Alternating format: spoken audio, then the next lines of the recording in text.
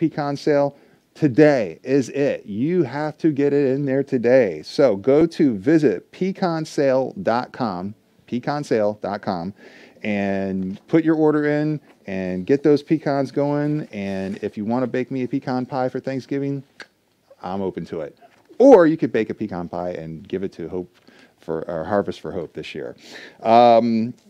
I think we are wrapping up now. What a great Sunday. What a great message. That's something that just resonates with me, because I know so often when you talk to people about church and we go out and we try to be the good people that we're supposed to be of church and try to talk to people about coming to our church, specifically New Hope. We talk to people and sometimes they have like that bad taste in their mouth about church, right? And I think it all roots back to just how we are loving others the way Jesus loved us. And maybe by you showing your words and actions and being sacrificial, hopefully you can change their minds. Hopefully we can change our own lives a little bit for the better in what Vicki had to say in this message today. So God bless you all. Have a wonderful week, and we will see you next Sunday morning. Bye-bye.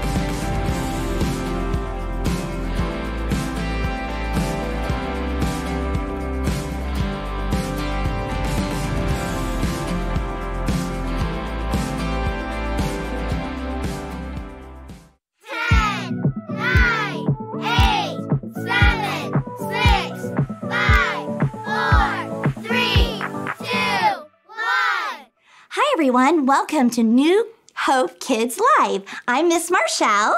And this is Mr. J, and he's excited to see all of you today as well. He just has a bit of a toothache. We are here to tell you about this month's Life app. And what is a Life app, you might ask? Life apps are just a little part of God's character. We can apply to how we live our normal lives every day. Things like patience and honor and self-control. Pretty cool, huh? Oh, yes. You're right. I think we should go ahead and reveal this month's Life app. Gratitude. Letting others know you see how they've helped you. You know what? Why don't we have a dentist take a look at your tooth, and I think you'll be just fine. What is that? Oh, I think that was it. You had this stuck in your mouth? Oh, I didn't know that I did. You didn't know that this was in your mouth? I fell asleep when I was eating candy last night. When I woke up this morning, I was in so much pain. And you didn't think to look in your mouth? No, but I understand gratitude so much better now. Thank you, Miss Marshall, for helping me fix my tooth. There was nothing wrong with your tooth. You had a candy dispenser in your mouth. No, it doesn't matter, because you know what they say. Don't stick toys in your mouth? Oh, yeah, they do say that, but they also say you always have something to be grateful for, and I am grateful for you. Thanks. And as we begin to dive into our new Life app of gratitude, one of the aspects of this Life app starts off as something we normally wouldn't think to be thankful for. But that's what's so awesome about gratitude. What do you think is the number one thing most scientists do? Thinking? The thing most scientists do is get things wrong. I'm sure there are a lot of people out there thinking right now, why didn't I become a scientist? Good question. Because getting things wrong is part of the scientific process. You do research, you come to your hypothesis, you test it out, and most of the time it shows you something else.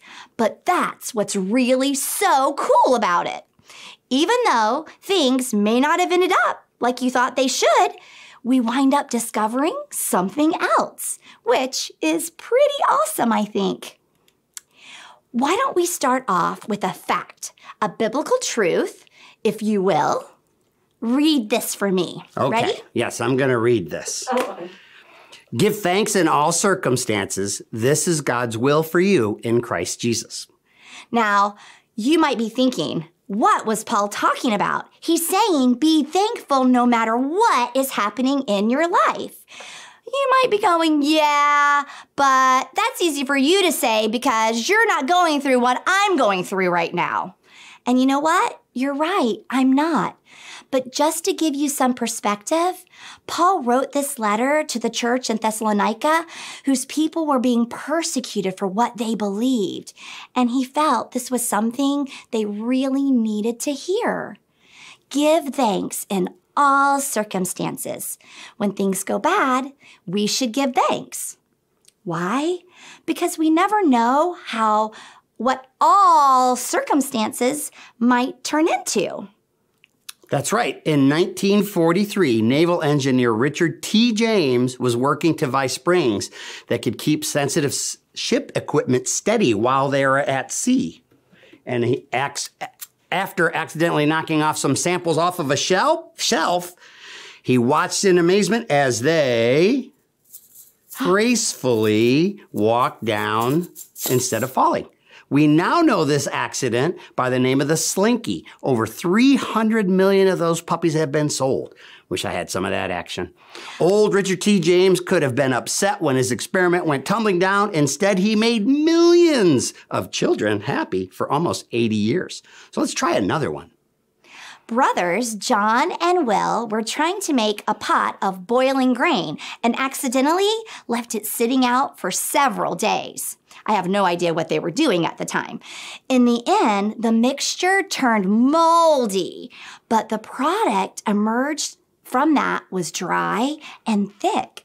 Through experimentation, they eliminated the moldy part, and the Kellogg's brothers created Kellogg's Corn Flakes. You may never look at this box of cereal again in the same way. And finally, Percy Spencer was conducting radar-related experiments when he realized that the candy bar in his pocket began to melt. Never a good sign. He then put popcorn in the machine, and when it started to pop, he knew that he had something special on his hands. He had popcorn, microwave popcorn. What a beautiful sound to hear the microwave ding. Would you like some? No, thank you.